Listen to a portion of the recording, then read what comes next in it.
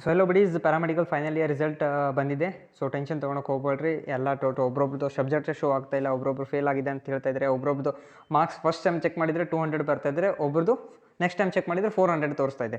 So totally server busy ಇದೆ. So ಯಾಕಂದರೆ ಈಗ ರಿಸಲ್ಟ್ ಬಂದಿರ ಅಂತೇಳಿ ಎಲ್ಲರೂ ವಾಟ್ಸಪ್ಪಲ್ಲಿ ಮೆಸೇಜ್ ಹೋಗಿರುತ್ತೆ. ಸೊ ಟೋಟಲಿ ಏನಂತಾರೆ ಡೆಲಿಕೇಟ್ ಟ್ರಾಫಿಕ್ ಇದೆ ಇದು ವೆಬ್ಸೈಟ್ ಮೇಲೆ. ಸೊ ಭಯ ಪಡಬೇಡ್ರಿ, ರಿಸಲ್ಟ್ ಚೆನ್ನಾಗೇ ಬರುತ್ತೆ.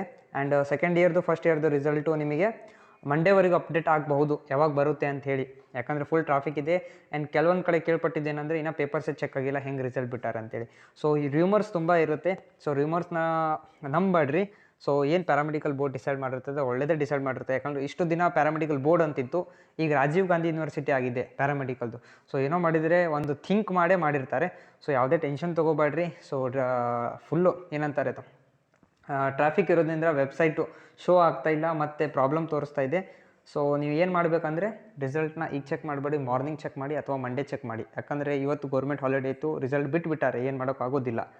ಆ್ಯಂಡ್ ನೆಕ್ಸ್ಟು ಇನ್ನು ನಾಳೆನೂ ಗೌರ್ಮೆಂಟ್ ಹಾಲಿಡೇ ಇದೆ, 4th ಸ್ಯಾಟರ್ಡೆ ಅಂತೇಳಿ.